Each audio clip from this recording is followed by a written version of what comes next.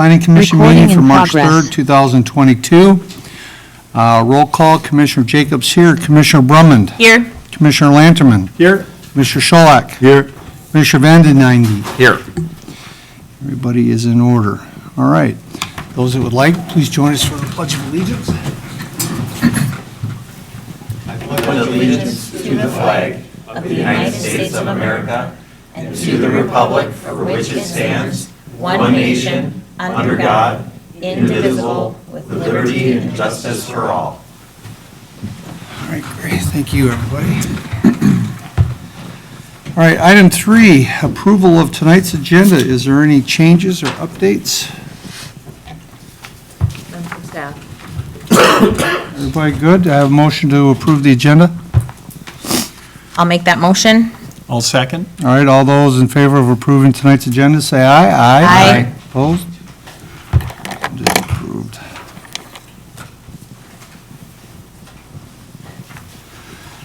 Okay, appointment of commission chair and vice chair. I assume that reappointment was done for those seats, including mine that were ended? Yes, the appointment was done at the February 24th meeting. Okay. And then duly reappointed. Okay. Fairly informal. Would anybody like to make a nomination for chair? Would anybody like to be chair? I would like to make a motion to nominate you as chair. Okay, I'll accept that. Does anybody else? Second it? I don't know, is that, or do we vote later? That's, I'm not sure how the process is. No, that is- I think we're saying you please be chair, so. all right. That's what I'm hearing. You're it, Dean. I'm it. All right, all those in favor of appointing Commissioner Jacobs as chair, say aye. Aye. Opposed? Okay, and vice chair. I'll make a nomination to, Jim, you've been vice chair. Is that a position you would wish to continue on, or? Yes, it is. All right, I'll nominate Jim Scholak as vice chair. I'd second. All right. All those in favor of nominating Jim Scholak as vice chair, say aye. Aye. Opposed? Okay, thank you very much, everyone. All right, item number 5, open forum. Open forum is a chance for the public, both in person and online, to address this commission on any topic that is not currently on the agenda. Jessica will give you instructions if you are joining us via online. Is there anybody in the audience that would like to speak at open forum? Anyone joining us online can press *9 to raise your hand. Otherwise, you can press the reactions button and raise your hand if you're joining us on a computer, tablet, or smartphone. Chair, no one is currently raising their hand for the open forum. Okay, and that, if that's the case, then we will move on to item 6, the minutes from February 3rd, 2022 meeting. Does anybody have any comments or changes to those minutes? One, it came up in the minutes and I was reminded, but we were just talking about the residential density requirements for the Southeast District. And I just wanted to know if at some point in time, we don't need to do it tonight, could we just review it so we're all on the same page? Because there were numbers that were thrown out that I was having a hard time finding, and then we kind of just said we couldn't remember at the time. Would that be okay to do at another date, but it related back to last meeting? I'm sure that can be accommodated. We can accommodate. Okay, that in future meetings. just a quick Just review, just make maybe sure at the that. end of a- Yep, maybe at the that'd be end of a- perfect. Thank you. Good, thank you. All right, if there are no changes or corrections to the agenda from last month, I'll make a motion to accept them. Do I have a second? Second? All right, all those in favor of approving the minutes from last month, say aye. Aye. Opposed? The minutes are approved.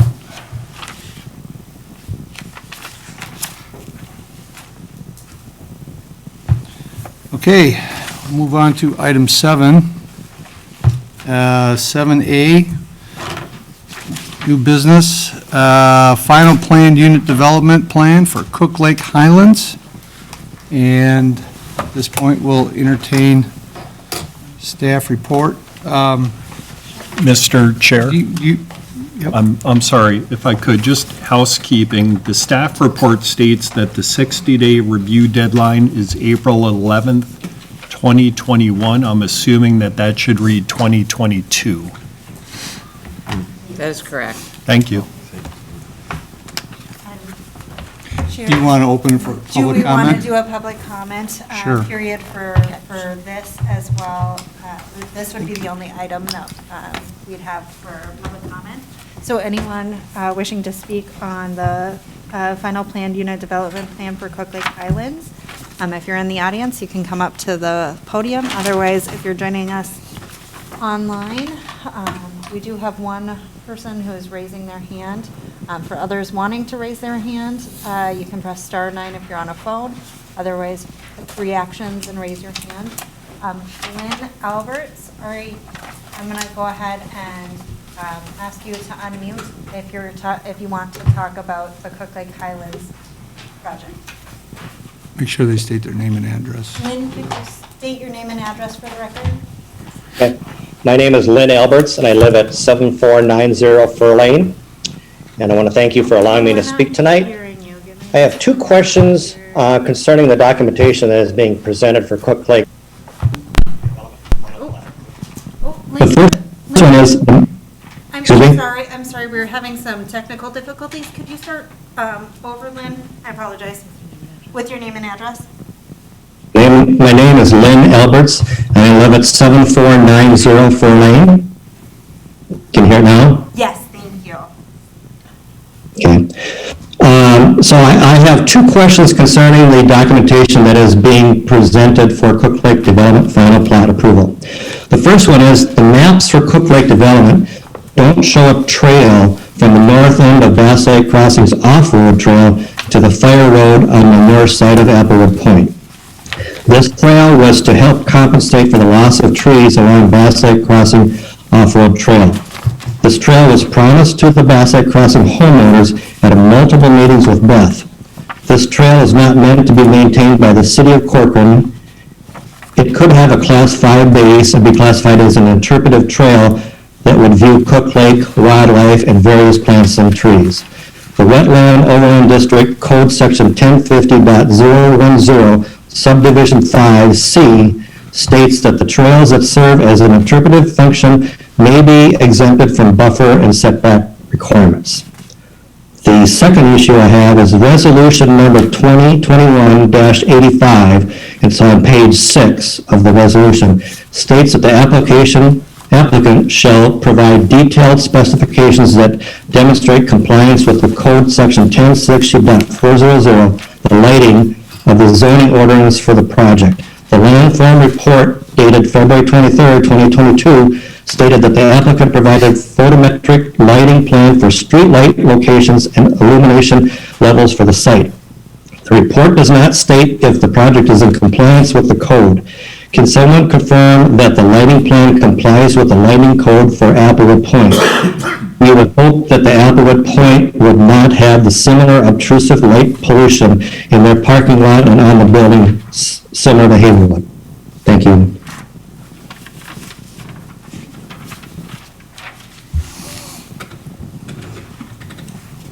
All right, thank you, sir. I think he said Mr. Alberts, right? Yep, sure. Yes. Yep. During the staff report, we can try to address your questions.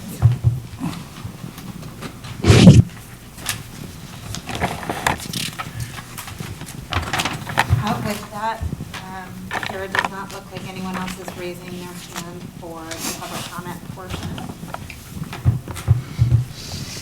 Okay, if that's the case, we'll entertain the staff report, please.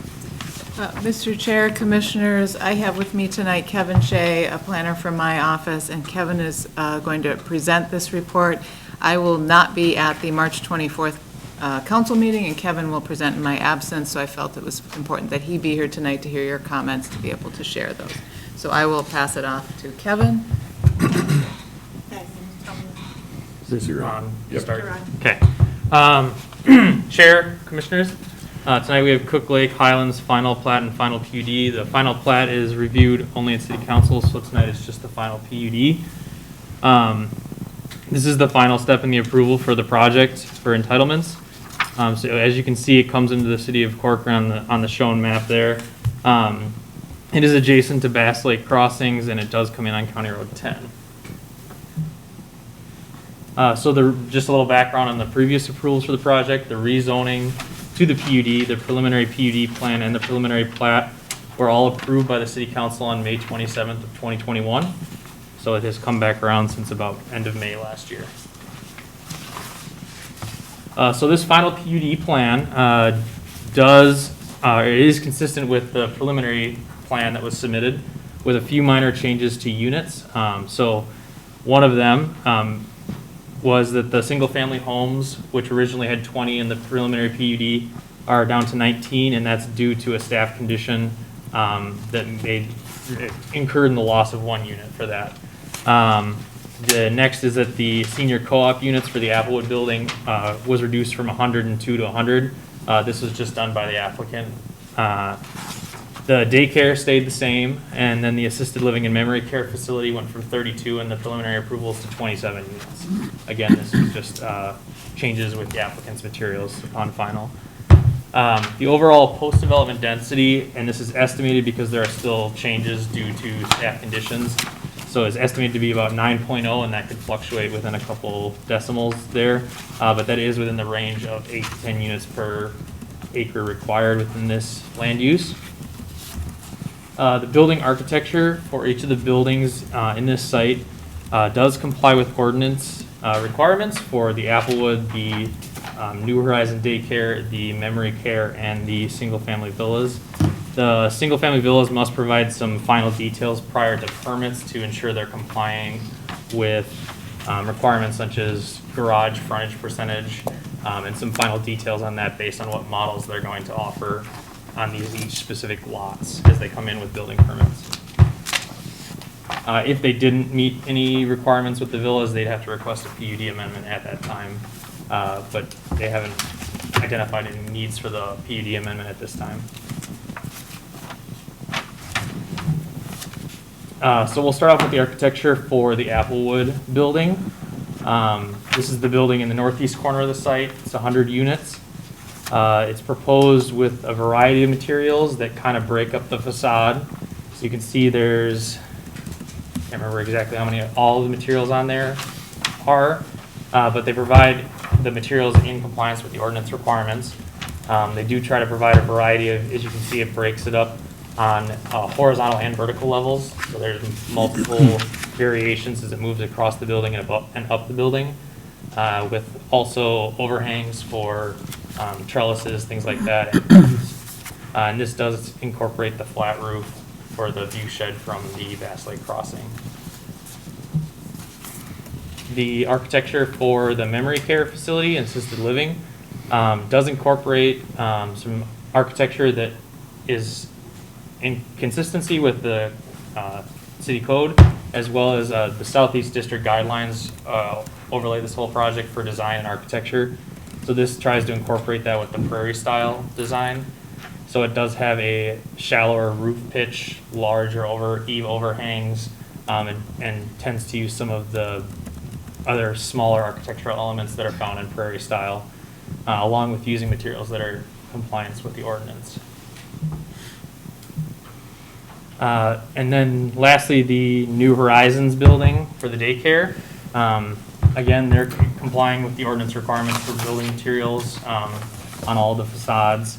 And they also tried to incorporate the prairie style architecture from the Southeast District design guidelines into the building. So you'll see the shallower pitch again, the larger eave overhangs, some of the horizontal windows, and and then some of just the general roof line variations shown in there for the prairie style.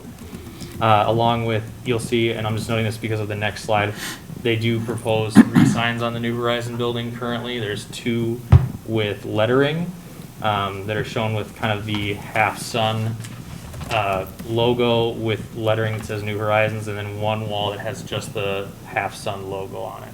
And the lettering is on the south and east elevation, and the logo is on the west elevation. So with that, some of the signage on the site overall between 2 of the sites do require PUD flexibility. So with that, there's the assisted living, and you'll note from the elevations, there was some signage shown on the elevations for the assisted living. That has since been requested to not be there by the applicant, because they're requesting 2 freestanding signs on that site instead of the 1 that's allowed. And then to offset the signage, their ask is to have 2 freestanding signs in lieu of any wall signage, because of the building architecture. They have said it isn't conducive to putting wall signage on it, so they want to have 2 freestanding signs instead of having any wall signage. So that does require PUD flexibility. The other ask for PUD flexibility is to have the 3 wall signs for the New Horizons Daycare with 1 freestanding sign on the site, and that exceeds the allowance because the city code only allows you to have 1 wall or a wall sign only on the primary entrance to the space, which is 1 wall. So this would be 3 walls where 1 is allowed, and I'll get into details on all the square footages and how that breaks down on the next slide. Applewood Point has a monument sign with no wall signs, so they are in compliance with the code. So for the daycare, the code is 10% of the primary building face, and it has to be on the entrance of the primary entrance to the building. So that's where they're varying from it, is on the number of signs that they have on the wall. And then the freestanding sign for the assisted living is 1 up to 32 square feet and 6 feet max height. Whereas the proposal for the New Horizons building is they would be allowed 224 square feet of wall signage based on the front, their west elevation, which is their primary entrance. And their proposal is to have 90.5 square feet, so roughly 40% of the allowed square feet, but split between 3 signs on the building. So it is 40% of what's allowed, but 3 times what you're allowed to have a number of walls. So staff is supportive of adding a second wall sign for the increased visibility along County Road 10, but doesn't support a 3rd wall sign being added. So that's the way the draft resolution is written, and the conditions it includes to reduce the number of wall signs to 2. So it is up to the planning commission to decide whether that should be allowed, as recommended by staff with 2, or requested by the applicant with 3, and then direct to where you would support additional signage. And then with that recommendation, it would modify any conditions with condition number 12 of the staff report regarding that wall signage. And then for the Rivers of Life, which is the memory care, they are allowed 1 32 square foot sign that's 6 feet high. If they were in the commercial district, which is more typical, they would be allowed a 64 square foot sign with a 16 foot height. They are requesting 2 signs that are shown there on the slide. They are 36 square feet and 40 square feet, so they're slightly larger than what's allowed.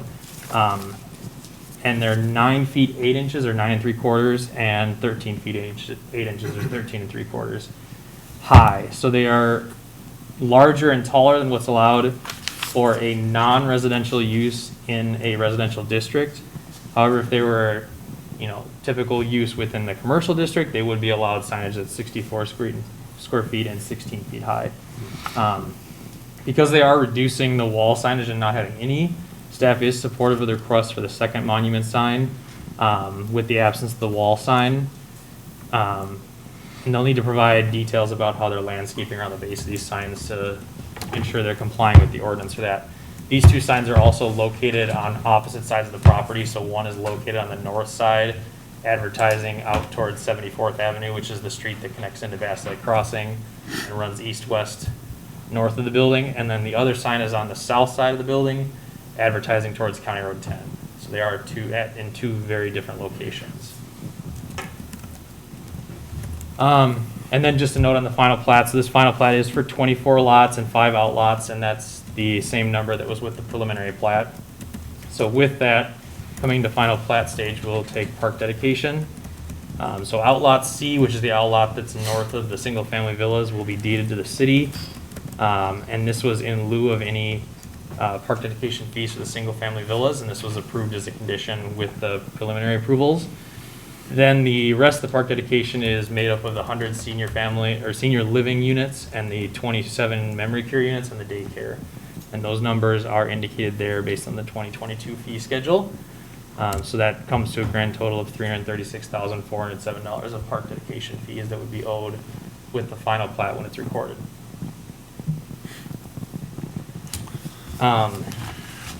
Yep, so I will circle back now to Mr. Alberts, right? His couple comments. So one is on the lighting.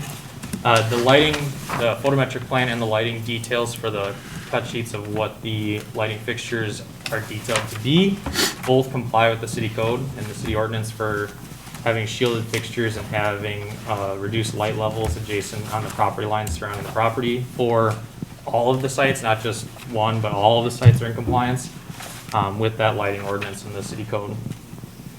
Then the other one was the trail connection between the existing Bass Lake Crossings trail and the emergency fire access road north of Applewood's building. This trail was never part of the preliminary approvals, was not indicated on the plans that were approved at that time, and so it is not shown on the plans with the final plans. So that was never there with the preliminary, and so it hasn't been carried forward through with the final plan.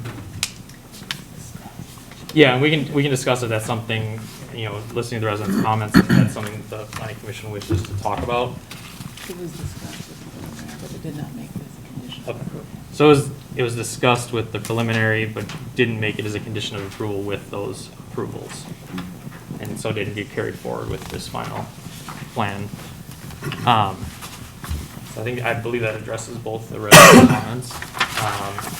So then it would be, so with the staff report, sorry, one condition.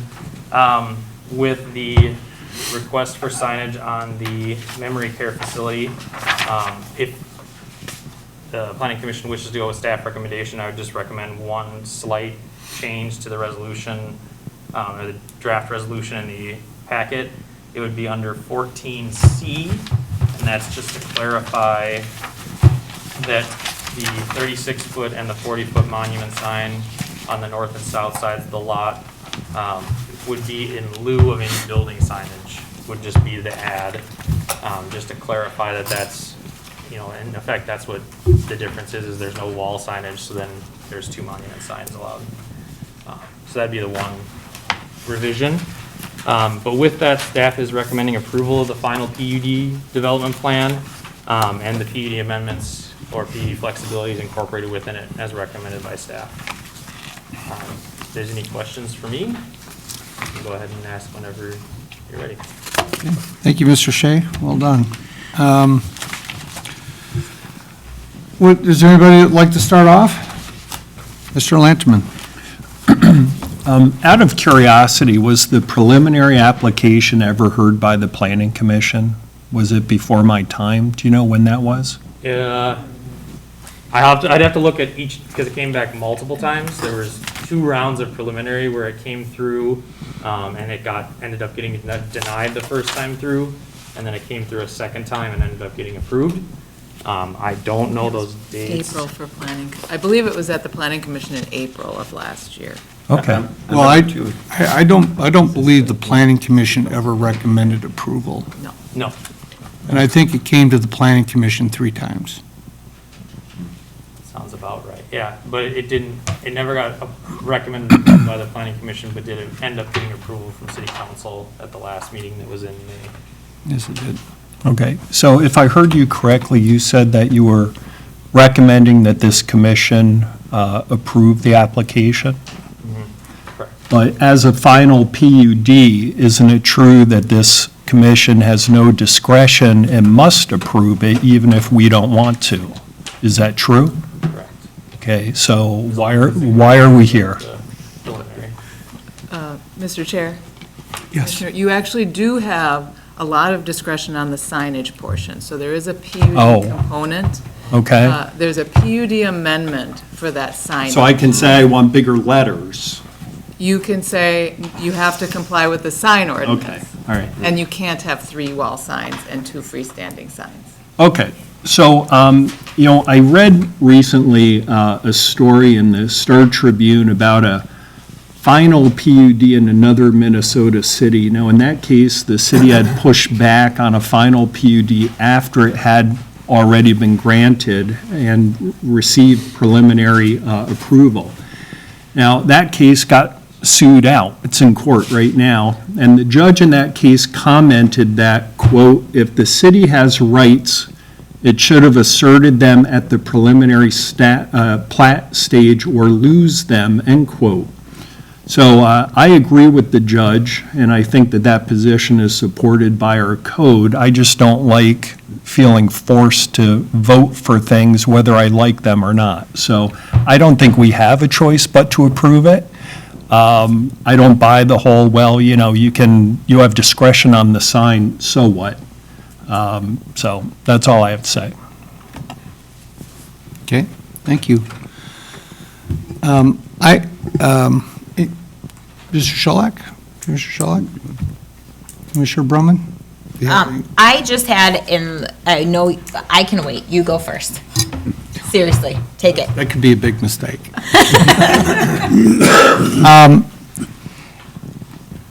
So, to get back to that trail, now, I wasn't, this commission wasn't privy to the meetings that were held between the developer and the neighboring community after our last denial. But I do recall that there were comments made by the developer that there would be a trail that would connect those. That was an integral part of the trail discussion and how it went through this. So I was surprised to hear that. But I also didn't see it, but I was curious. I kind of thought it was these dark gray lines that jumped through this neighborhood, but I think that's stormwater runoff drainage, is what I'm guessing now. But it is what it is right now, and I hope there's a resolution to it. I wanted to ask about the signage then. So in my view, can you tell me first and foremost for the memory care, where exactly are they proposing that sign? I could not locate that on the drawing on C2.1 or any other. So, Chair Jacobs, this image on the PowerPoint is a little hard to see, and I'm not sure if it's indicated. Oops.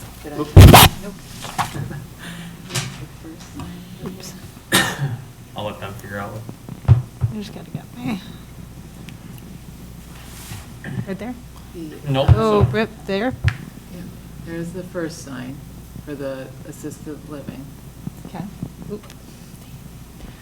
So I can tell you generally where they are. They're indicated on the site plan, but it's hard to see on here. One is in the northeast corner of the lot, the other one is in the very southwest corner. So they're kind of Here. opposite each other. Yeah, one's by the shared drive access in between the daycare and the memory care. Those I found, I don't see it anywhere here on the south side, again, on C2.1. I did get some new glasses, so I can actually see small print now. 2 point, whatever the one is. But I would assume it's obviously within the property lot line and outside of the easement, so, Correct.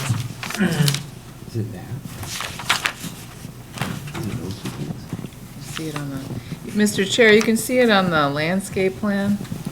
Unfortunately, it's not on the other plans. I wasn't sure on- L1, you can see it. okay. Okay, and that is the one that's going to be 14 feet tall? Correct. That's the one that's proposed to be slightly larger and taller. So in their request, let's assume that they did not put one in the front of their building up on 78th Street or whatever that is. They could have chosen to put it in the back. There's nothing in our ordinance that says they can't put it alongside County Road 10. Correct. Okay, so it's one choice or the other. Okay, now, does that, if the planning commission recommends approval of that to the city council, and they do allow that, does that go with the building? Does that run with the building or run with the owner? So, assuming that the memory care leaves, the building becomes unoccupied, and at some day in the future, somebody wants on-building signage, is that going to be allowed, or are they going to be prohibited because it was not granted with the original owner of the property? The second of your two, it won't be allowed because it wasn't granted with the approvals for this property. Unless they take down the monument signs. Unless they came back for a PD amendment to. Or they could do that too, yeah. That'd be the correct path to go through, is amend the resolution that would be restricting their property from putting wall signage on the building. Mm-hmm. Okay. As far as New Horizons, I understand that they're asking for signs on all sides of the building, and it's far below what would be allowed. The thing that concerns me is as I read the justification for that, sounds perfectly logical, but why wouldn't any business? I mean, this is not a situation unique to just the signage needs for a daycare. This is something that every business would love to have. What if the next four-story apartment building that goes up, they say, you know what, in order to make sure that we've got a continual flow of renters and people know where we are and they can find us, I don't find the argument that we need all these signs so that parents can find us. You're on the corner of a major county road. But what if they start asking for signage all the way around the building at the top floor? I think it's a precedence that if we do this, I think a lot more buildings in the future are going to come doing this, and then we might as well revise the whole signage thing. So, in my estimation, I don't think this is a good option. I can't quite see the necessity for it, and I think as far as the signage, the memory care being that they would have the only sign out there, I'm still a little bit on the fence on that one. But ultimately, as we all know, it's a decision for the city council. But those would be my concerns, is that once we allow it, it's going to be something that you set a precedence, and who knows where it'll go from there. So that is all I had. Anybody else? Well, I just had a couple questions about the sign, only particularly because the previous resident was asking about the lighting in general as opposed to what's currently at the corner of 101 and 10.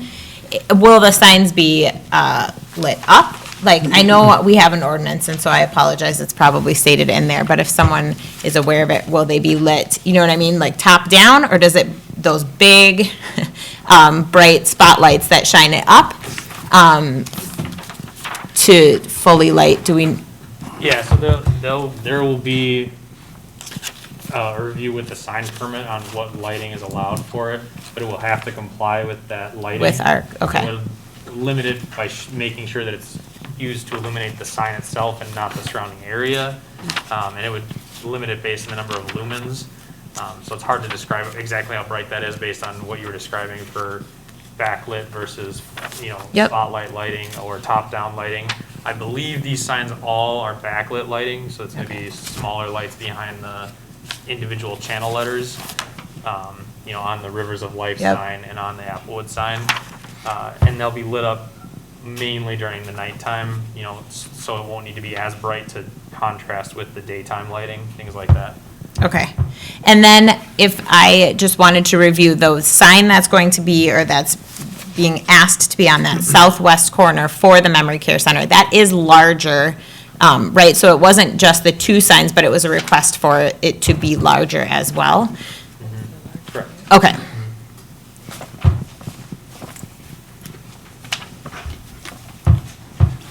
Any other comments, questions, discussion? Just, if I may, I'm just more curious, since I'm still learning all this, but the idea of there's limits on signs. I mean, I guess you wouldn't want 50 signs on a building, but what are the bigger concerns between kind of the monument style versus that and on a building? I get not having too many around it, but I'm just, how did we land on 2 or 1 or, those kinds of? I can talk a little bit about that, Mr. Chair. Please do. We, in Corcoran, had a very, very restrictive sign ordinance until maybe 6 years ago, I think it was, when we adopted a new ordinance. And I think at the time, we felt we definitely needed more signage, but the council was very conservative and very cautious about what they allowed. So I can assure you that this is multiples more than what was allowed prior to that update, but it's certainly less than you might see in other cities. So it's very much a policy issue that's driven by the council. So at the time, the council wanted to limit signage. It may be something that over time the planning commission recommends that the council look at or the council takes on their own. So it's really just a matter of sort of minimizing signage, minimize visual clutter and lighting and things like that, but it's very much a policy issue. Thanks. And I guess just relating to the size, that request for it larger, like it is in a more residential area, so I understand wanting the more prominent sign on that County Road 10, making that assumption, but it is different because you're right, it's not in the commercial district. So there wasn't a discussion about just reducing it down and allowing I didn't see that as like a proposed resolution. That was not staff's Okay. recommendation. Well, I heard a comment, I think it was in the staff report. I think it's important to remember that this is primarily a residential neighborhood. Yeah. And to just then uniformly allow commercial-based regulations regarding signage ordinance in it, I think would just be a fundamental error in that sense. This particular development has had a lot of opposition due to the fact that there is a daycare there. The memory care was converted to a residential use because they put in, I believe, kitchens to get rid of that non-residential stigma. So allowing a sign ordinance for commercial buildings in primarily a residential community doesn't sound right to me at face value. They chose to put these there. I think that they should abide by the sign regulations for a residential neighborhood, plain and simple.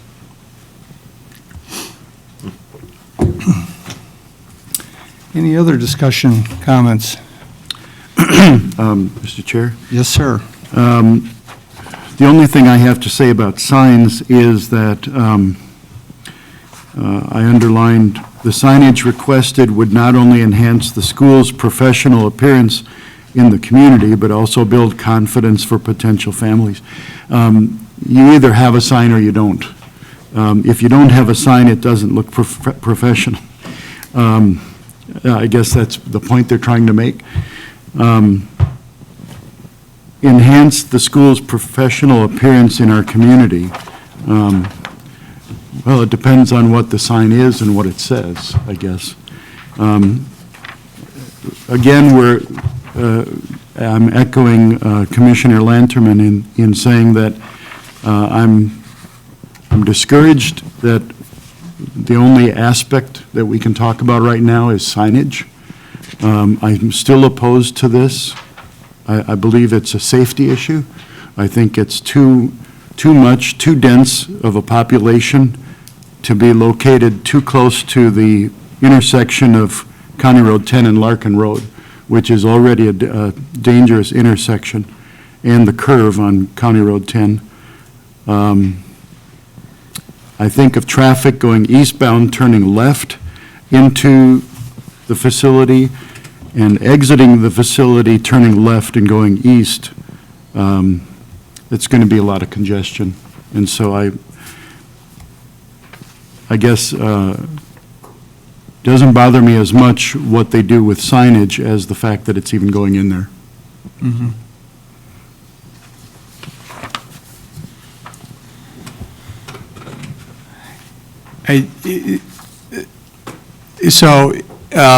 We do have an opportunity here, again, as a commission, to weigh in on the signage issue because they are asking for a change in what was preliminary approved. Being that I just, given that we had a shoreland overlay district that gave plenty of fact-finding to deny this in the first place, and the fact that this commission has recommended denial of this 3 times, I find it would be a little hypocritical for me to vote yes at this juncture. So with the noted changes, I personally, regardless of where the commission votes, I'm going to vote to deny this thing again. And I don't know if that's where you're leading to, Jim, but I think it's just being consistent that this development just didn't meet the conditions by which, I'll agree, it was zoned in error, and that zoning could have been changed to fit something that would have allowed development under the shoreland district, but that takes time, and that would have scuttled this plan in its entirety. So it's water under the dam, but it is what it is, so. Mr. Chair, I see you and I raise you one. I would like to make a motion to deny. Okay. Does anybody want to second that? I'll second that, Shulak. All right, any further discussion? All right, all those in favor of recommending denial, say aye. Aye. Recommending, or, I'm going to abstain. And I think I would have to agree, and that's just because I know that there is a principal vote happening here, which I thoroughly support, but I was not involved in the earlier process, so that is why I'm abstaining. okay. 2 Very- abstains. Okay. Okay.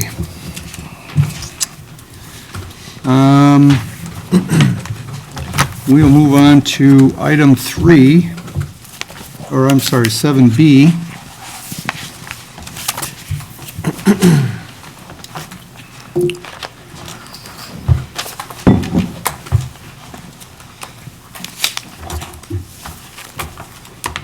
Yes, Mr. Chair, this is a public hearing. This is a preliminary plat, site plan, and administrative permit for Wright Hennepin Electric for a new substation at the northeast corner of Larkin Road and County Road 116.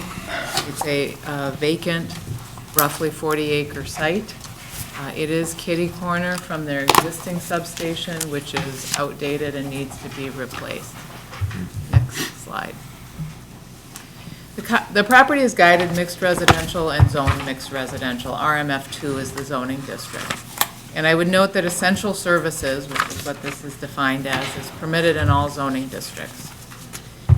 In 2021, the applicant submitted an application for a similar application, but it included a variance for a substation under the transmission lines on the south side of 19835 Larkin Road. The Planning Commission voted 4-1 to recommend denial based on the findings of fact that the variance standards for the smaller lot that was requested were not met. The applicant withdrew the application before going to the council and has been evaluating alternative sites. The Parks and Trails Commission reviewed this item on February 17th and recommended acceptance of Outlot A to satisfy the park dedication requirements for this project. I would remind the commission again that the preliminary plat, site plan, and administrative permit discretion is limited to whether or not the application meets the standards in the ordinance. If it meets the standards, you must approve the application. The role tonight is to review the application for the site submitted. In your packet were some comments about it should be on a different site. It is not our role to look at a different site, it's to review it on this site. Also, our role tonight is to look at the application in front of you, and part of our role tonight is not a discussion of how the land is being acquired. There is an eminent domain process in place. I have consulted with the city attorney. It is not our discussion tonight to talk about the appropriateness of using eminent domain or not. It is to review the application in front of you this evening. Next slide. Essential services, this is the definition in the ordinance. It's broadly based, but it includes things like substations, like our lift station. There's a lift station north of the Applewood Point project we just talked about. Those items are allowed in all districts and would be approved at the staff level, but for the preliminary plat that's with this. You would not be seeing this if there wasn't a preliminary plat. It would be administratively approved. Next slide. This is being shared, though, tonight in the analysis of the site plan and administrative permit for transparency. If it meets the standards in section 1030-0090 of the ordinance, which were talked about in your staff report, it must be approved. Next slide. This is the preliminary plat. Again, it's a 36.92 acre parcel. Wright Hennepin is acquiring approximately 5 acres in the southwest corner of the site. That 5 acres is then split into a 2.87 acre lot for the substation, an acre and a half for Outlot A, and then right-of-way for County Road 116. The remainder, Outlot B, is 32.29 acres that will be retained by the existing owner. On this screen, on this plat, the applicant has ghosted in. You can see a street connection that will, in the future, connect County Road 10 down to Larkin. That's on the east side of Lot 1, running through Outlot B. That's a future construction, but we want to ghost plat that because in the future, Lot 1, the substation, would be required to get access from that local street rather than from Larkin Road. There are a number of wetlands on this 40-acre parcel. There is a wetland that runs through Lot 1, proposed Lot 1, that would be filled as part of this project. I also noted in the staff report that as part of the city's water extension to downtown a number of years ago, there was an assessment to this property that was deferred until such time as the property was platted. That assessment is due now with this plat in the ballpark of about $21,000. We'll finalize that number with interest with the plat, but that is a condition for this applicant as part of their approval, and they will need to negotiate that as part of their other issues in acquiring the land, but that is due with this subdivision. Next slide. I mentioned that there's wetlands to be filled. You can see that hash mark on the south side of the substation site. That's the filled wetland. The wetland remains on Outlot B, therefore there is wetland buffer that's provided on this property. The wetland buffer will need to be planted and staked with wetland buffer signs to protect that. The employee parking is on the north side of the lot, between the substation and the stormwater pond. I noted in the staff report, it was detailed in the engineer's memo, that Larkin Road is a 4-ton road, and that's really limiting for construction equipment and some of the maintenance equipment that will use this substation. The resolution includes a condition that the applicant either obtain access from the county as a temporary construction access and then comply with the 4-ton limit on Larkin Road, or they improve Larkin Road to the driveway to handle the construction vehicles and the maintenance vehicles over time. The couple of things included as conditions in the staff report, you'll note those red circles show grading that's happening off of Lot 1. That cannot happen. That's grading on our city park property, and there's a little bit of grading shown on the property that would be retained by the landowner. The applicant cannot grade off-site. No landowner can grade off-site without approval from those adjacent landowners. We do not have those approvals at this time. Therefore, the grading plan must be revised to bring that grading limit inside the site. That will result in a few changes to the site. I think notably on the west, what it means is a small berm that is there on this plan, it's about a 2-foot berm, would be removed if you can't grade on the park property. So the small berm that they're proposing would likely go away because there's a drainage swale between the property line and the substation that needs to be maintained. So they could add some additional landscaping. The green circles are areas where my landscape architect believes additional trees, overstory trees can be provided, and the yellow circles are some areas where he believes that some additional low shrubs or understory trees could be provided.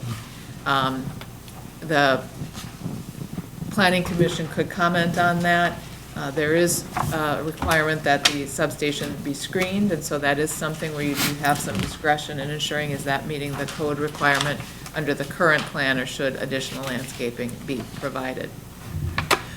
In order to address it, I've actually included a draft condition that says they should provide slats in the chain link fence, so that slat will provide screening and really screen that equipment. And that would satisfy the screening requirement in and of itself. Next slide.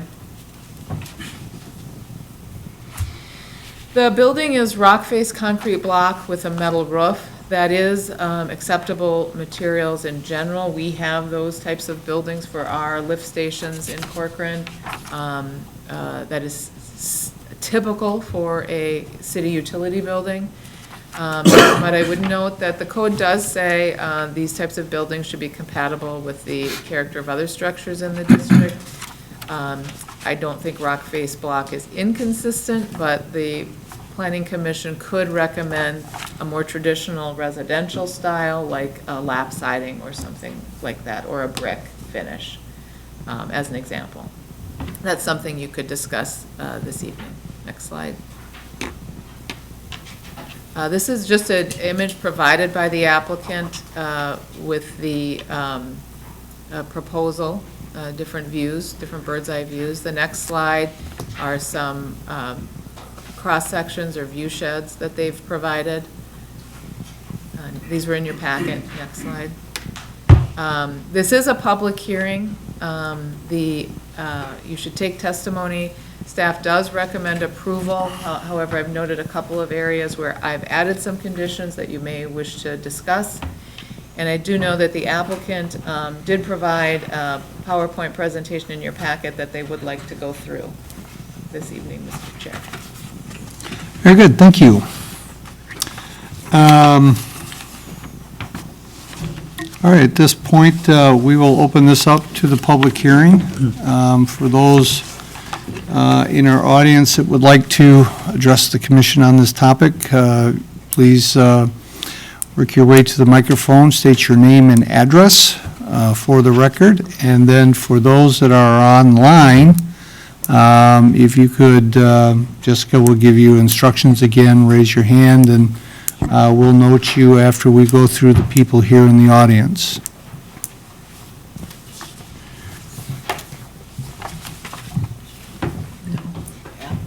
Good evening, Chairman, Planning Commission, Mayor, Council, and City staff.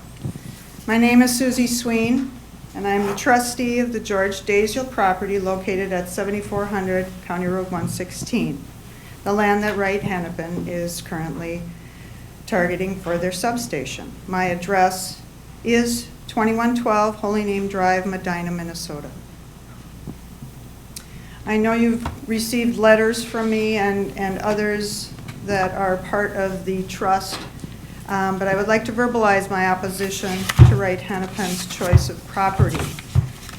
I also realize that you must consider the effect of the proposed project upon the health, safety, and general welfare of the city as existing and anticipated, and the effect of the proposed project upon the comprehensive plan. As the zoning of our property is mixed residential, and the purpose of mixed residential zoning is to provide areas with a variety of housing types, such as daycares, family homes, senior dwellings, along with parks, playgrounds, and non-commercial recreational facilities. I believe that the proposed location of the substation in this mixed residential zoning district will have a negative impact on the health, safety, and general welfare of the city, including the following 4 issues: excessive ground currents, environmental concerns with thousands of gallons of oil stored in the transformers, sound pollution encroaching on the future city's linear park and future homes, and the visual impact of the substation itself. Number 1, excessive ground currents in proximity to the substation. Basic electrical engineering indicates that all electrical currents that leave the electric supply substation must return to the source substation. The return currents flow both through the neutral conductors on the power poles and through the earth called earth currents. The earth currents can result in stray voltages in proximity to the substation. This can happen at all locations that are grounded to the earth, which include all homes and businesses. Grounding is required per the NEC National Electrical Code. These stray voltages will occur on all conducting paths within the homes and businesses, including all wiring and plumbing. As you contemplate the safety and health and general welfare of the city, I urge you to also take into account the negative effects of the earth currents on residents in their homes, children in their daycare, in the parks and playgrounds, and possibly even in their swimming pools. EMFs, electromagnetic fields, are yet another concern in proximity to substations. Number 2, environmental concerns. According to the Corcoran Substation 2 specifications, the design provides for 2 115 kV substation transformers. The specifications do not indicate the kVA size of the transformers. However, in typical substation transformers, the approximate amount of oil would be in the range of 2,000 gallons per transformer, or in this case, 4,000 gallons of oil. There also may be other equipment within the substation that contains oil, such as oil circuit breakers, which could contain an additional hundreds of gallons of oil. With designated wetlands located about 250 feet from the proposed substation, and the soil being sandy silt, the dangers of leakage, or even a possible high voltage explosion, contamination would seem a distinct possibility. Although the design provides for berms and a catch pond, possible high voltage events are very difficult to predict, along with the possible contaminant of oil, especially during an explosive event. A leak or explosion could cause the oil to access the wetlands, and the environmental impact would be significant. And as discussing earlier, reducing a berm would also impact this. Please, in contemplating the health, safety, and general welfare of the city, please include this. Number 3, sound pollution in proximity of the substation. Due to the low frequency of the electricity within substations, 60 hertz or 60 cycles per second. There's a constant audible hum emitting from substations, equipment, and conductors within the substation. Engineering studies show that the noise from typical substations emits sounds in the range of 60 to 80 decibels. Typical complaints from nearby residents are from substation transformer sizes of 20 to 150 MVA at distances from the substation perimeter within 500 to 600 feet. I do have the footnote for this information. There are also indications that the audible hum of substations is heard from as far away as 1,000 feet when the background noise is minimal, such as during nighttime hours. This constant audible hum will very likely be heard within city linear park and by people living in proximity. This will negatively affect the marketability of properties near the substation. A large, noisy substation is inconsistent with the current zoning and future uses. Please, in contemplating the health, safety, and general welfare of the city, please include this. And finally, the visual impact of the substation.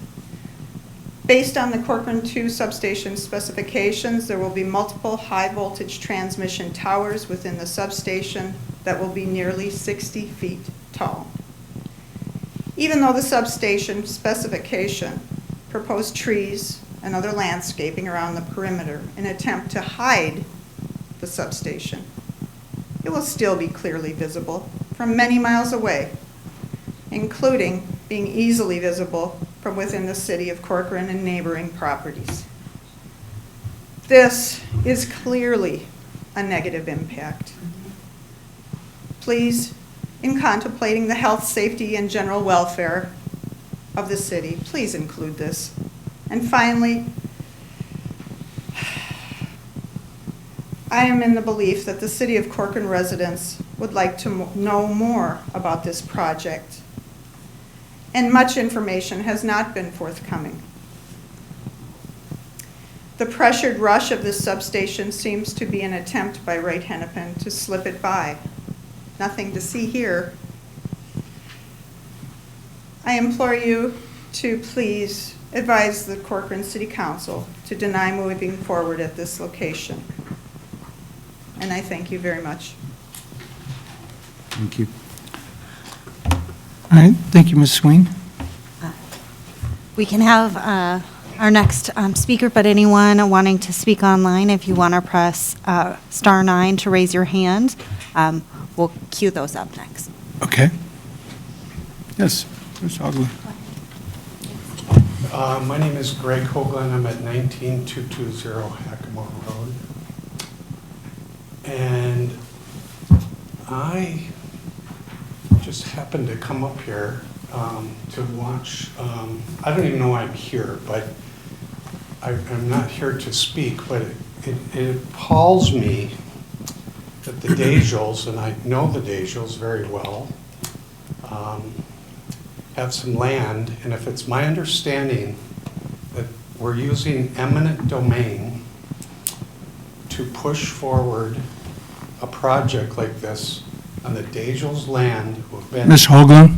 Yes. I just want to make sure this is very clear to everybody. When you use the reference of "we," I hope you are excluding any reference to any action that is taken by the city of Corcoran to acquire that land. The city has nothing to do with that. That is an initiative completely... I don't even know what you're talking about, the term "we." I'm up here just expressing... Well, you just used it. You just said, I can't believe we are using eminent domain. Oh, okay, so now we're Okay. gonna wordsmith me. Okay, I'm saying the fact that the Dayjals have owned this land for a long, long time, and whomever is using some legal remedy to place a substation on 116, it's appalling. And if it's because of the tremendous growth in residential housing, 1,000 homes being approved over the last 5 years from Lennar, and the growth of the city center, I think you can find much better places for that, and you should maybe even contemplate putting the substation next to the Lennar development and or on city land. But the idea, and I know formerly Mr. Dajol, he would be appalled that this is going on right now, and there does seem to be some rush, and something's going on here. And I'm just sitting in the audience, and I just was made aware of what's going on, and I'm voicing my opinion. My opinion. You could do a lot better than what you're doing here tonight. Okay, thank you. Anybody else?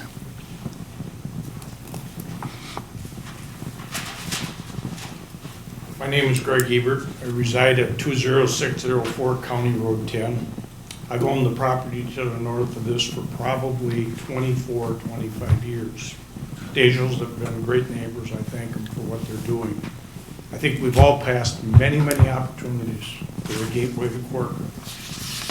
I understand you guys have not made the decision on this location, and I feel like the big monster came in and clubbed us. We've had a plan. I would guess the city spent well over $100,000 from Larkin Road to City Hall with different plans, with landform, with everything. Not saying I've agreed with all of it. But I will tell you this, when you put something like this on a piece of property, you blight the rest of the surrounding property. I think this is something that belongs in an industrial area. I like Wright, Hennepin, they're great people. I understand why we need it. We all like when we hit the switch and the lights come on. I think the location, which you have nothing to do with, is not right. But I will tell you this, you guys are looking for a 5-acre park. You've talked to me because I own a couple parcels down there. I think if the city approves this, the city should think about buying the rest of that property and making a park out of it to make Dajos at least whole. Because you guys are in a search area for a 5-acre park for your linear thing. And I think that's a great place for it because I don't want anything to do with that park. So that's what I want to tell you. It's shattered every dream we've had in the last 25 years. And I sat on that planning commission for 10 years and talked about it and turned a lot of better things down. So thank you and good luck. So, Greg, so let me just understand, you think that when you say the park, are you talking about the park that was kind of sketched in Yes. at the west end of the wetland? Actually, the park was on the other side of County Road 10. You guys are doing it. It was a search area that I met with the city about 5 years ago, Kendra. And you guys would like to obtain 5 acres of land to have a kind of a downtown center park?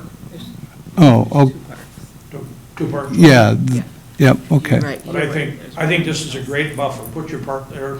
If you have to approve it, which I think you're gonna have to approve it, that's a great place for you guys to put your park, so. Okay, Okay? all right, Thank you. great, thank you. All right, anybody else? All right, we'll go to some online. Anyone online can click reactions and raise your hand if you want to speak. At this time, we could give it just a moment. Otherwise, you can press *9 to raise your hand. If you're online joining us. And then, Mr. Chair, the applicant does have a presentation as well. I don't know if you want to do that before or after you close the public hearing. Probably after. So, Chair, it does not look at this time like anyone is raising their hand online. okay.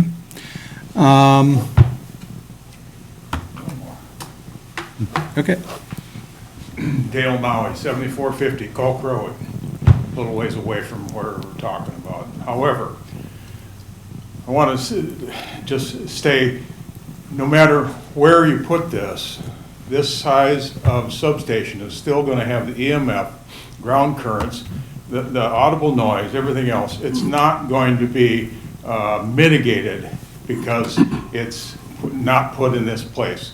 However, it is probably a good thing to say, where is a better location for this other than where this has been picked?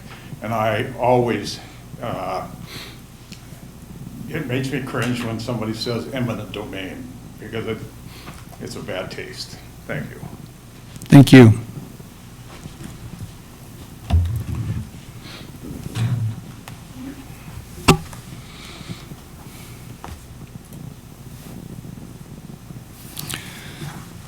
Okay. Anybody else? Last call, going once. All right. Chair will take a motion to close the public hearing. I'll make that motion. Second? I'll second. All right, all those in favor of closing the public hearing, say aye. Aye. Opposed? Okay.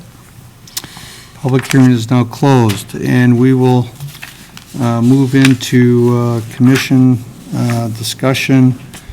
Did you want to go ahead with the presentation from the applicant? Oh, I'm sorry, yes, yes. Yeah, we can either do it before or after, whatever. No, by all means, please. Go now. Okay. Yep. That's slip of my mind. Sorry about that, guys. Just gonna move it here so I can see. Sounds good. Good evening, everyone, Mr. Chair, Commissioners, Mayor, City staff. I'm Bob Sandberg, Vice President of Power Supply with Wright Hennepin Electric. Joining me tonight is Kurt Fort, Director of Engineering. We also have some other representatives. Online is our legal counsel, Mark Sugden, as well as staff from Great River Energy, who's a transmission provider. First of all, I want to thank you for the opportunity to discuss this and just provide background. I think we were here a year ago, so for some of you it might be a refresh. For others online or joining us tonight, it provides context for basically the drivers, how we got here, the decision-making process, and kind of the project at hand. What's the best way to do this? You just tell me next slide. Okay, next slide. So it's probably best to start, provide a little background, an understanding of who Wright Hennepin is. Some key points. We are a nonprofit electric cooperative. What does that mean? That means we are owned by our members. Unlike an IOU where they have shareholders, our members are our owners. Our decisions that we make are for our members. Our board of directors are made up by our members. And our members are residents of Corcoran. They make up residents of all of our territory. In fact, we serve just over 2,246 members are in Corcoran. We provide service to 57,000 consumers in Hennepin and Wright County, and we are local. We're headquartered in Rockford, Minnesota, and our 150 employees live in these areas and communities. We've been in business since 1937. We've been around for a long time. Next slide. So with that, I think it's good to start with why are we here, to answer that question, so everyone understands. And it should be no surprise, it was heard on the previous amendment, is that you're growing. The city of Corcoran is growing, and it's growing fast. And currently, our infrastructure is inadequate to meet that growth. Plain and simple, we've reached the limit on what our existing infrastructure can do. And it's been stated, yes, we do need to build a new substation. But there is a key point there is, and this is something we have to remember, is we have an obligation and a duty to serve our members, to provide safe, reliable, and affordable power. That's the basis of what we do. So this growth and this infrastructure that is inadequate jeopardizes that, and we have to address that. So consequently, we need to build a new substation, and it has to happen in this area. Next slide. So with the understanding of what we need to do, let's talk about our analysis work. So we look at the City of Corcoran 2040 Comprehensive Plan. Really, it's a roadmap that shows where we expect the load growth to occur and the type of load growth. We use this from our long-range planning perspective. to understand what dynamics are in this area and how to plan for it over the long term. And you can see our proposed site aligns with this plan. Next slide. And as we mentioned, we currently serve 2,246 members, but that's just today. The load growth is explosive in Corcoran. It's already been mentioned. Since 2018, we've seen 30% growth in services, and that's just the start. Given all we're seeing in terms of applications for new developments, mixed use, commercial, residential, it's only going to grow from here. So the challenge is meeting this growth, and there's a short time frame by which we can do that. We're already a year behind because, as mentioned, we were here a year before at another site, and we've had to reevaluate and come back based off of feedback from the city. And so we're under the gun in terms of meeting our timeline. Next slide. So when we talk about the load growth, how is it moving and where is it coming from? It's really moving east to west along Bass Lake Road. You guys see this, you're the planning commission, you see it every day with the plans that come through here. And that star right now represents the site that we've selected for our substation. It meets the load growth coming really from the south and from the east.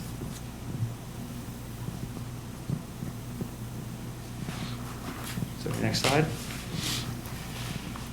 So, in response, so we have this need, we understand that, I think everyone can appreciate the load growth and the need for a substation. Once we understood that, we launched a comprehensive evaluation and due diligence process to identify sites for a new substation. So we didn't take it lightly. It wasn't like we just said one site, that's it. No, we did a complete evaluation. And right here is listed 10 criteria. So when we look at a site, a number of things go into determining what makes a good site. And to be honest, to try to find a site that matches all these criteria is very challenging. You eliminate sites very quickly, and to come up with a feasible site is hard work. It's not easy. It's not just saying, hey, we got empty land here, we got empty land there. No, that's just a component of it. There's a number of factors that go into this. And I'm going to focus on two of them that kind of get lost at times. And that is the ability to get power from the transmission line and the ability to distribute it. Two key things.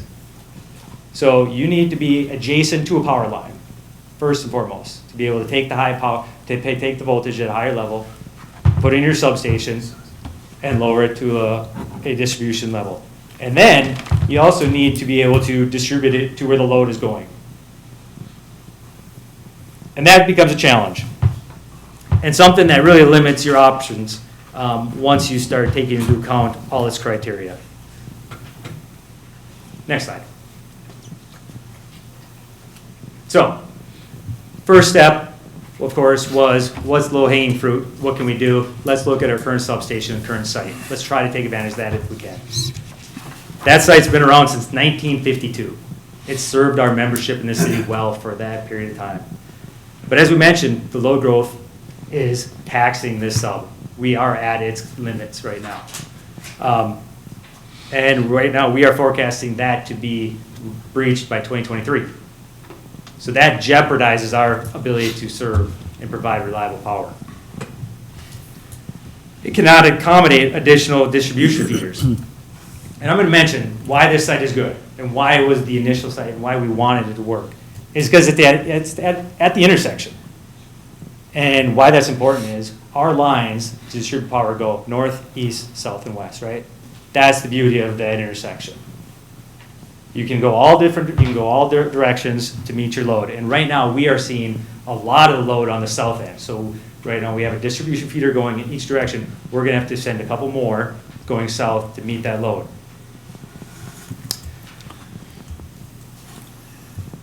But at the end of the day, it's not a feasible site. This was built in 1952. We now have different setbacks. We now have easements.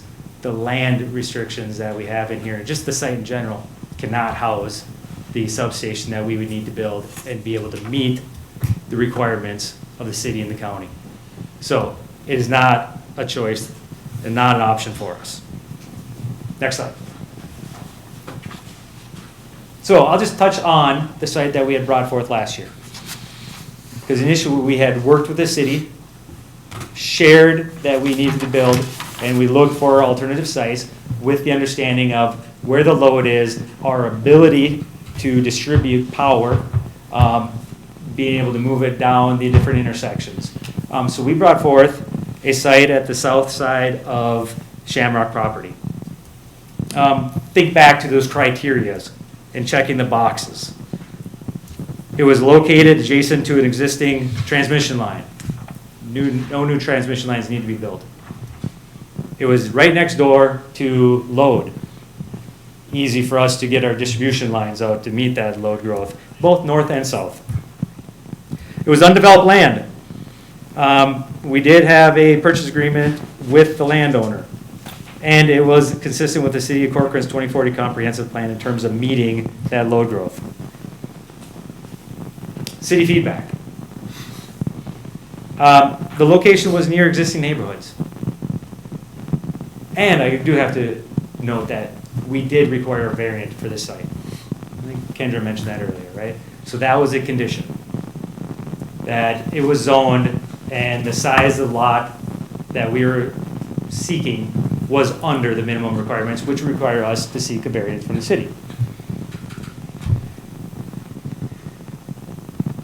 The city also shared with us that, you know what, aside from placing it next to existing residents who have been there, have existing buildings, we'd like to see it going farther north. We understand your need for a substation. We understand the attractiveness and the operational benefits, the installation benefits of the intersection, being able to go in all four directions. But move it farther north away from the intersection, or from existing residences. So we took that feedback. Next slide, please. And we continued our evaluation. We looked at a lot of other sites. We evaluated more than 10 sites. We in-house suggestions, what we identified, suggestions coming from the city, suggestions coming from residents. If it was an option, we looked at it and at least approached it from a standpoint of, can we make this work? But I'm going to go back to those 10 criterias. You can easily weed out options just by evaluating them on those criterias. We also had our legal representative reach out and contact 10 of our property owners soliciting interest to try to negotiate a transaction. But at the end of the day, we weren't able to find anyone. And I'm going to go back to, the farther you get away from that intersection, the greater the challenges become. From an installation standpoint, from an operational risk standpoint, from a community involvement standpoint, disruption, all that you have to take into account. So when we look at those other sites, they were just not feasible for a variety of reasons. No willing seller, insufficient right-of-ways, inadequate transmission, lack of size, inadequate access. Again, it narrowed our options down. This was not us trying to slip something through, push it through quickly. We took our time, we've done our due diligence, we've tried to work closely with the city staff, share with everyone who would listen what our challenges are, what we're trying to accomplish. So I just want to reinforce that. That's what we're working hard to be a good member, to be a good participant. Next slide. This really illustrates the challenges and the differences we see and will find when we put in our distribution feeders. So on the left-hand side, you see how we would install our lines going north and south along 116. It's an open trench. You can lay them in there. It's an unencumbered right-of-way. It's 65 feet that Hennepin County has. So we're not disrupting existing landowners who have driveways, who have landscaping, who have property right there. We're taking advantage of an easement that allows us to do just that. And when you're going, and what you see here, every feeder has 3 lines. Every distribution line, you have an A, B, and C phase. And so you're going to have at least 3 of those going in each direction. We're going to have 6 of them going south. That's the benefit of locating along 116. Now on the opposite side, on the right-hand side, you see that's the challenges you get when you go further down. And for this example, if we went down Larkin to the west, it's a much smaller right-of-way. It's already congested, with natural gas easements, with telephone, fiber. All those are fit into this tight easement already. We would have to do directional boring. And when you get west of that intersection, now instead of just 1 line going that direction, we have to bring 12 lines back to get to that intersection to go in those various directions. So those are the things that we have to take into account when we look at the viability of a site. And just the challenges that brings, that directional boring, just from an installation standpoint, from ongoing maintenance standpoint, and the disruption of everyone along that road. So we're taking that into account. Mr. Sandberg, so the photo on the left, Yes, sir. is that representative of the lines that would be buried that are already on posts that run north and south along 116? I mean, is that what I'm looking at, or what exactly, what are you describing there as burying versus what is there, or what would be new relative to the new substation? Good question. I'm going to let Kurt answer that, so I don't misspeak as. So what, in this particular picture, there's the 4 feeders running south as it's shown.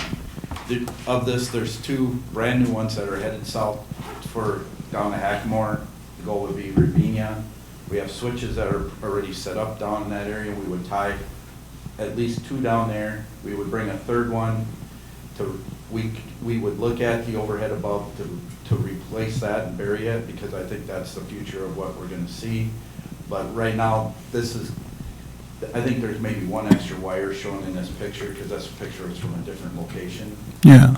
But the idea would be to do all the feeders underground, most likely on the east side of the road, next to the linear park that's suggested, and that's how we would try to taking care of this. So, but that would be a process that would happen eventually, with or without the substation being located where you're proposing.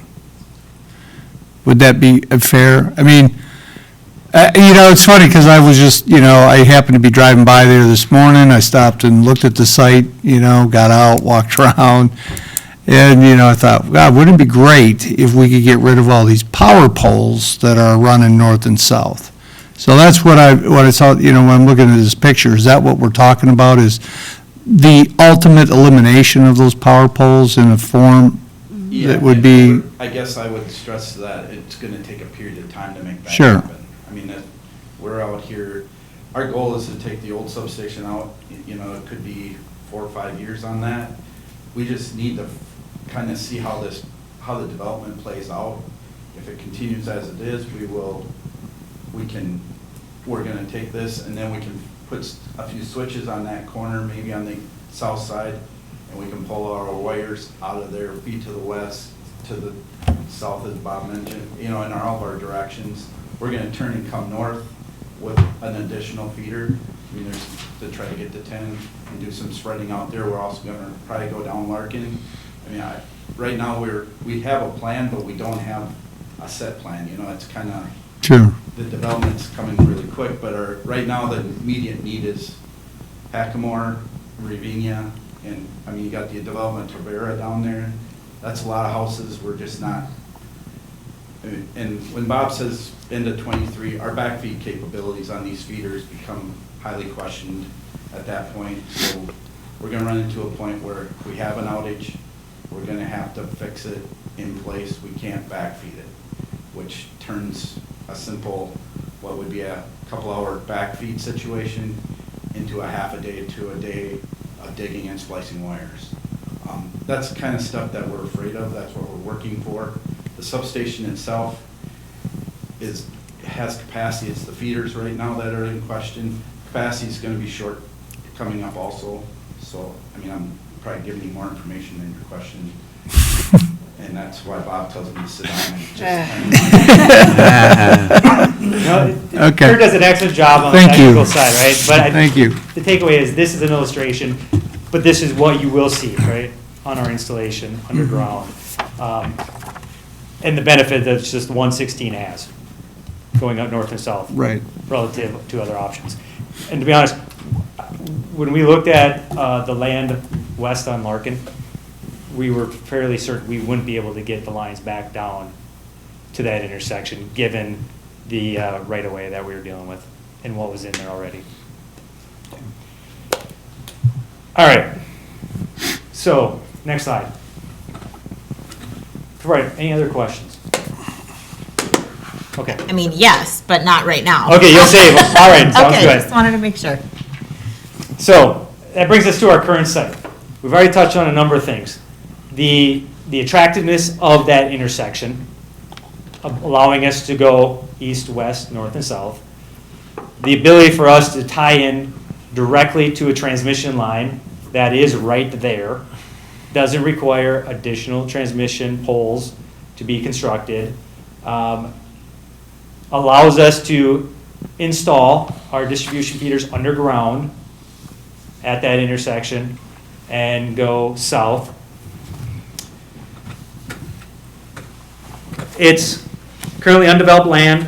It has no existing residences next door, which again goes back to the feedback we got from the city last year at this time.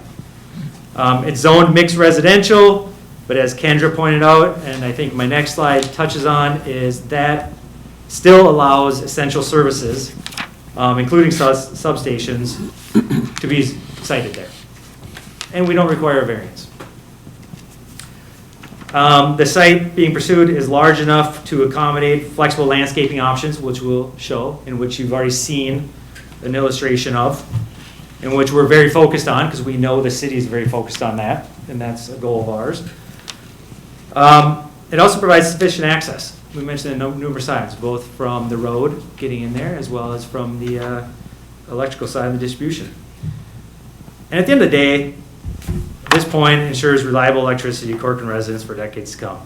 That's the goal, right? We're not doing this just to solve a problem today.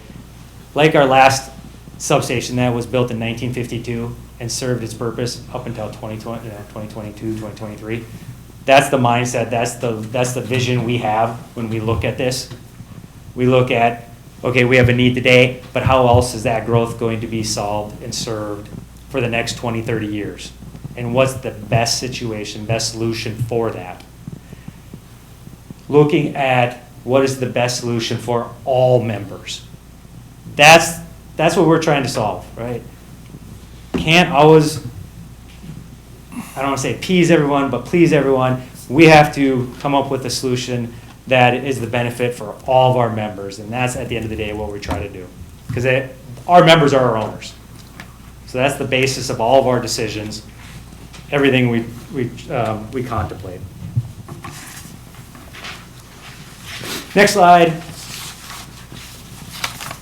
So again, this just touches on the zone mixed residential. If there was a question, we have gotten a lot of questions. Hey, can you zone this? Can it be zoned? Can it be placed there?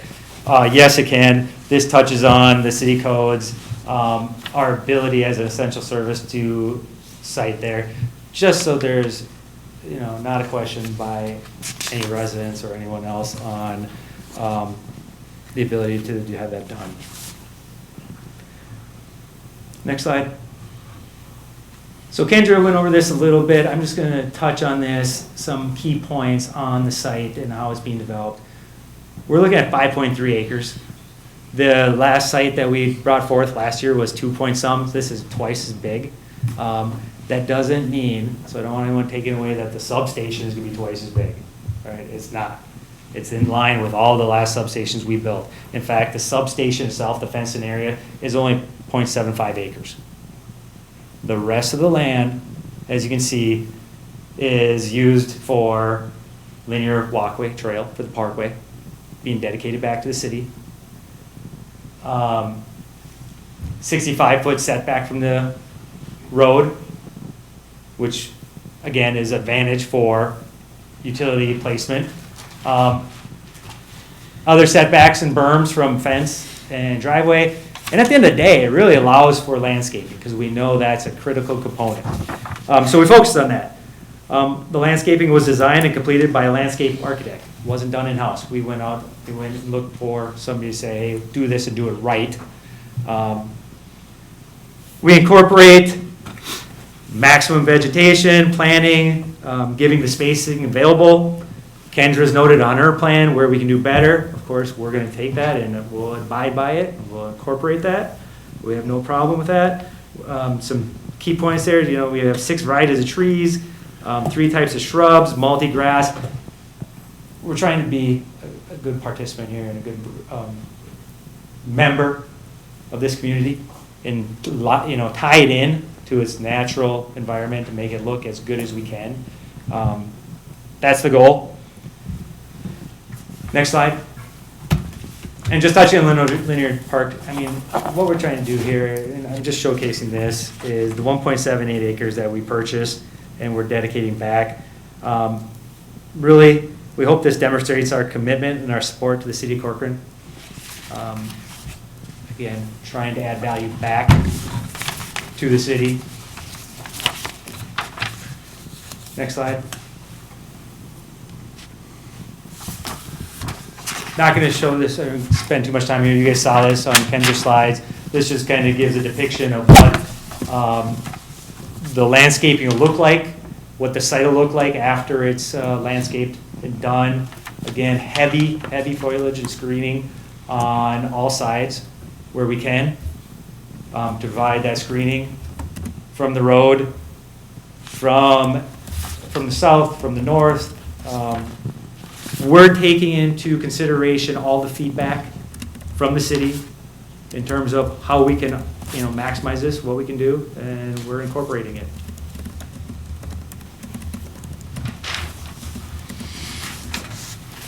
Last slide. So in conclusion, we're here really as a response to the growth we're seeing in the city.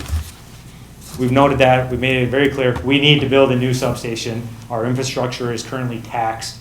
The site that's been identified at the intersection of 116 and Larkin was not by happenstance, was not just selected easily. It was selected after a comprehensive review, looking at all relevant needs, limitations, considerations, serving today's needs as well as well into the future.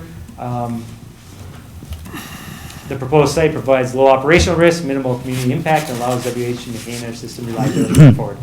That's what we're trying to accomplish, that at the end of the day. We've noted that capacity on our existing substations is going to be exhausted in 2023. And unless we build now, we run a risk of our main purpose, and that's to assure adequate reliability for our residents after this year. And securing this site is for the benefit of Corcoran residents for years to come. So that, I know we have questions, as communicated, so I'll... All right. Mr. Sandberg, will you just briefly discuss maybe the safety record of substations in general and maybe Wright Hennepin specific to concerns raised regarding oil leaks and explosions? Yes. So Kurt will touch on, the technical side of things. But let's just I'll put this at a high level is safety is priority, right? Whether it's our linemen's working on our line, whether it's environmental concerns from our standpoint, that's a priority that we take at a high level and we evaluate it. We've never had a situation where we've had a spill at a magnitude of like being described in all the years we've been in service. Okay. It's not something we've dealt with. Now, that said, we don't just rely on the fact that it's not happened. We have contingencies we have in place. We have processes, we have procedures.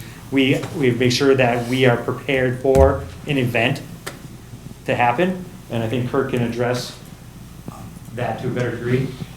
Yeah, for each site, we're required by our borrower or even our own personal, as a company, each site has what we call a spill plan, countermeasure plan.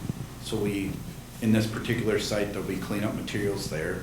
The other thing that we take into account on our transformer that's in question, we put SCADA alarms, so we're getting 24-hour monitoring on that transformer. If that level changes, by 100 gallons or less, we get an alarm saying there's a leak in this transformer, and we dispatch crews out there to take care of it, address it.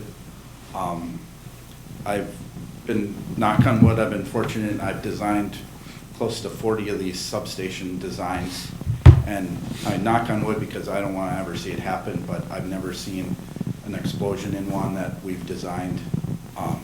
The issues and I've seen leaks, but the leaks have never been catastrophic, and we've addressed those. This plan, as far as the spill plan, I could see, we put like you guys got to tell me I'm giving you too much information, but we have a clean rock that's 6 inches deep that's in the substation as a grounding material, but it also uses as a soaking mechanism. The oil runs into that rock, so that helps absorb gallons and gallons of that. The swales all go back to the holding pond, and that holding pond, I believe I haven't checked the gallons of oil on of what's contained there. So I mean, that's kind of the long-term fit to the big fix if something does happen. But immediately, we're watching this constantly, and I guess I just want to assure people that this is a very rare occurrence. I know I've seen the YouTube videos, and you look at how that stuff happens, and you never get to see what caused it and why. So. Okay. Now, on the, there were some issues regarding noise. Now, your first time around at the previous site, Mr. Sandberg provided us a list, and I went and toured all those. They do sit right next to residential, so these things are no doubt amongst residential communities. Some of them as close as 80 feet. In my tours, I was very hard pressed to find, you could hear a little hum, but I didn't find it disturbing. And the farther away, and this was standing right at the fence, but it would be correct in saying that the substations that were given to us as representative last year would be smaller than this one. So could you briefly give us some idea, based on the size of this one, what kind of noise levels, say, would somebody hear if they were walking along the linear park, or if a multifamily or single-family residence was 150 feet away? Is it something, I mean, we've heard, people claim it'll keep them up at night and everything else. I mean, how loud will this substation be relative to normal distances in proximity to it? I know like the NEMA standard, or the design standards state about 58 decibel as the design standard that's put out. And when Corcoran's substation failed well, I don't want to say failed, when we didn't get it up passed on the first time, noise was mentioned. And I know this particular transformer was requested, and I've seen a third-party test report that showed this at 57. We have this new transformer sitting in our warehouse by our warehouse right now. So we have an independent test report showing this is below the required standards. As far as the noise at the edge of the properties, I would relate it to, you could probably hear it. I'm thinking on a normal walking night, traffic on 116 is going to drown out that hum. I mean, but that hum, sleeping next to it, you probably hear a whisper, not to mention when the trees develop more, you'll probably hear a little more of it. But you'll hear less of it as things develop around it. when this double, when it, right now, I mean, I don't hear the sound out of the Corcoran 2 or the Corcoran current substation.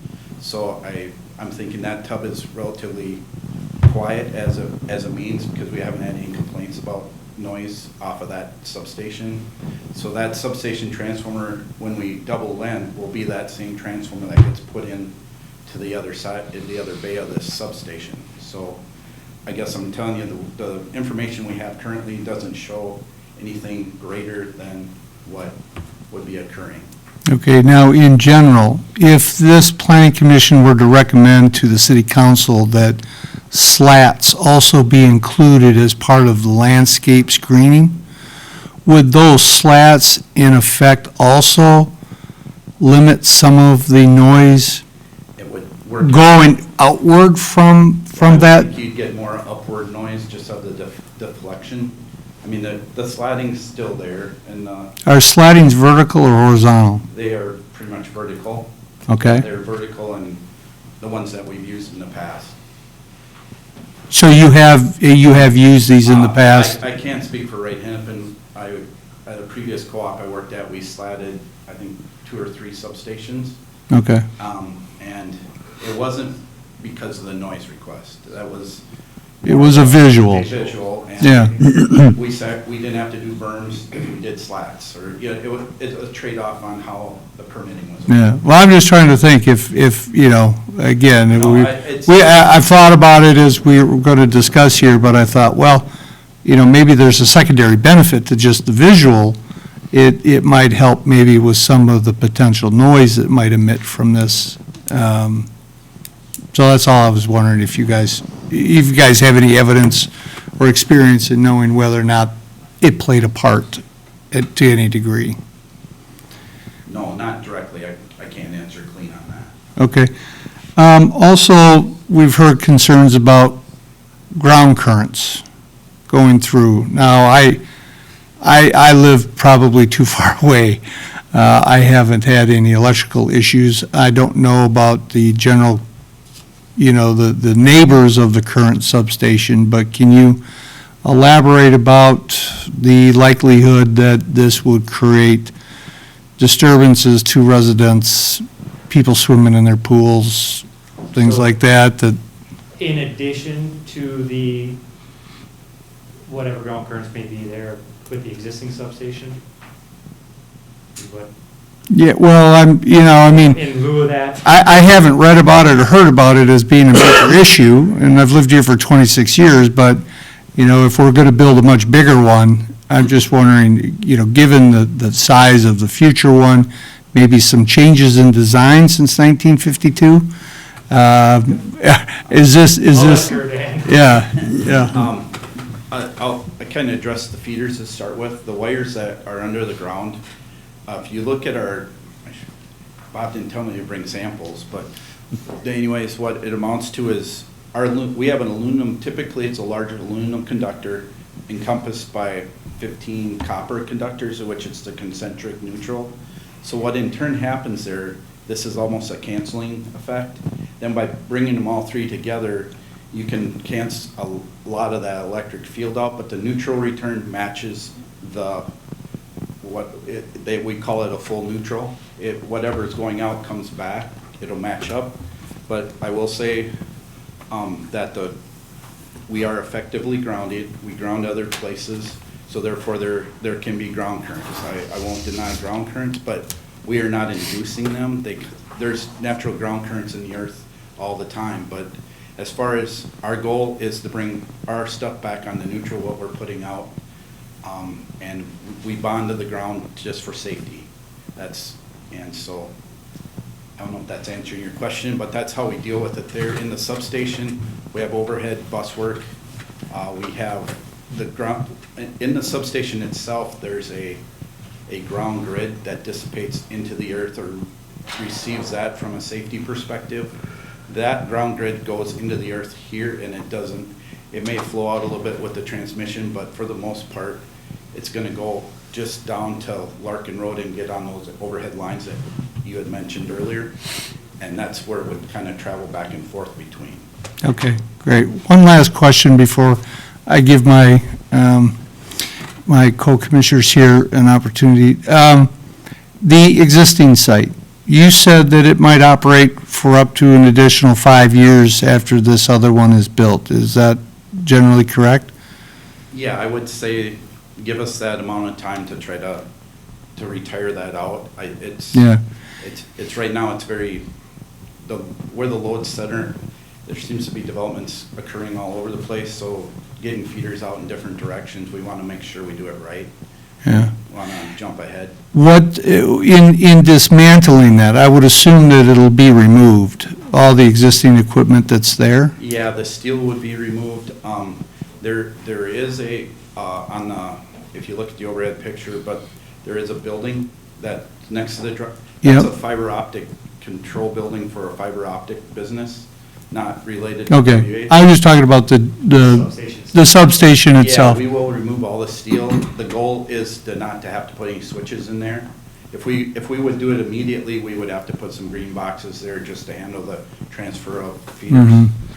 But over time, we can get that done without having to have that site. Okay, so let's just talk long-term then. So long-term, the substation is dismantled. Would the co-op consider selling that land and to a different use? I mean, or is it something you're always going to have with something on it? I really can't speak Okay. to that 5-year advancement, but Okay. I guess if somebody asked me today and that was gone, all that equipment was gone, that land is probably not beneficial to us. I mean, Yeah. I think when we had some of the early meetings with Kendra, she was talking about road concerns and everything. You know, because that's one of the main features that if we try to expand that, we're expanding right into the 116 Yeah. right away, and Yeah. it just won't work. And in decommissioning that at any stage, you don't anticipate there'd be any environmental work necessary as part of that process? As far as I know, and from our records, we do not show like an oil leak or anything in there. And just to add a point to the oil, there was I believe, a statement about oil circuit breakers. Our new designs in our circuit breakers since 1952 are vacuum designs, so there is no oil in these. We've replaced bushings with polymer bushings now, where there's no oil, and those also, we're doing our best. So you don't have 2,000, 4,000 gallons of oil? We have, I'd say we. In the proposed one? Yeah, we will have that in the transformer. Okay. I'm just saying all the other auxiliaries, I think we have one other or two other transformers that are smaller to serve load or station power service there. Those will have oil in also, but for the most part, we're pretty much looking at the transformer as our primary focus, or primary concern for oil. Okay, great. Thank you very much. Commissioners, anybody else want to have some questions they want to bring out or discussion? No? Well, I always like to hear what he has to say first, because he has a lot of thoughts on it. We talked about this earlier. Well, I have 2 pages of questions I can go into. Oh, you're ready. Oh, we were just getting started. That was a warm-up, okay. Well, I did talk with Mr. Sandberg briefly today. There is, I've listened to and seen these things now based upon the information that was given. There seems to be some differences in the acreages about the site and whatnot. And I don't think that that's a real issue here. It is what it is. But, and maybe over time, things change. But I couldn't reconcile, Outlot A I have here in the report is 1.50, but your report is 1.78. In Lot 1, your report, or on page 5 of our table, it says 2.26. But yet, as I did the math, a 270 by 448 square foot, if you square that out, that's 2.7 acres.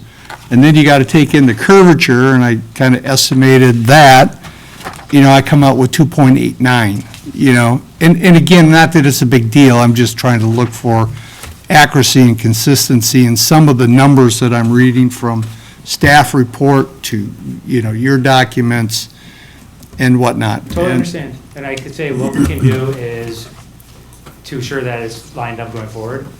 We'll make sure we sit down with staff and we have the exact same information. Some of it's parcel based, where we're dealing with the parcel all the way south of Larkin.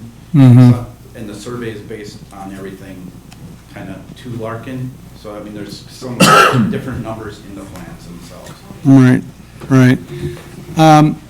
One of my first questions was regarding, the requirement in the staff report to show the future access off this future road. And would it be fair to say, Kendra, that,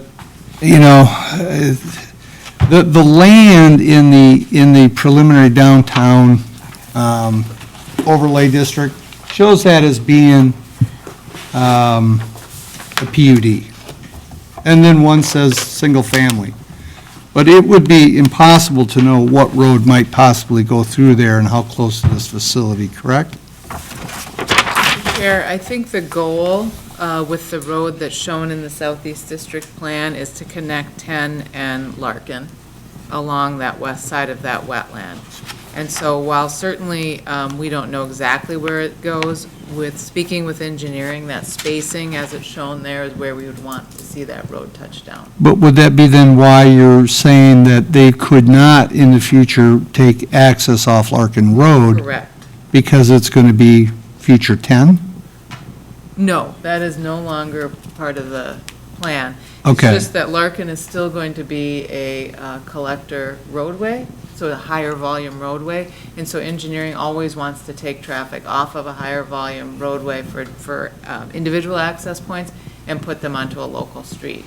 So when that local street, that north-south street gets built, engineering simply wants to close the access onto Larkin and use that local street. Okay. Landscaping. So if we go to page 6 of the staff report,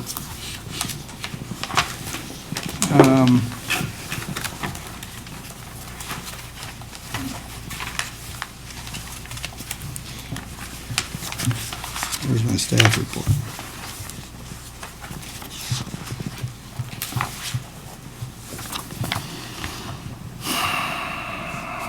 Okay. First paragraph, however, plans show trees located in the drainage utility easement, drainage swale, and wetland buffer area. Staff has included a condition the applicant must revise the landscape plans to show that these relocated plant materials are outside of the buffer. Now, as I've looked at this site diagram, and I'm referring to sheet C10. Looking at the landscape design that they gave,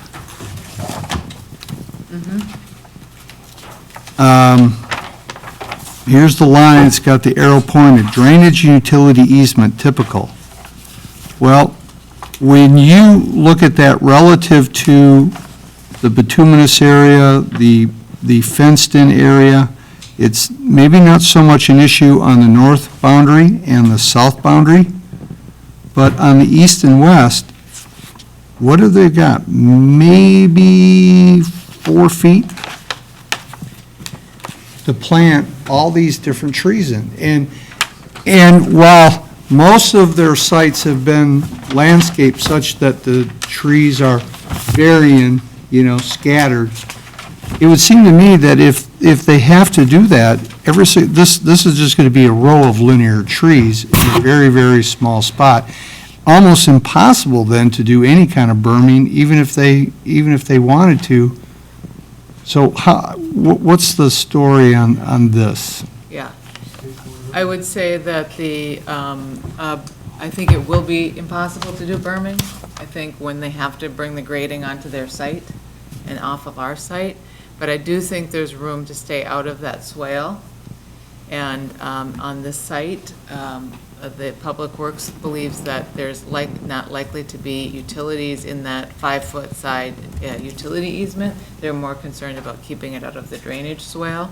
So they're reasonably comfortable that those trees can shift. This one, I guess I don't have the markups of the couple that are going to have to move. I do have an exhibit that shows the ones that have to be moved. So on the lower right-hand side of this image, where I have that circle showing the grading off-site, that's where the wetland is and the buffer, and those are the trees that are going to have to be removed primarily because they're in the wetland buffer.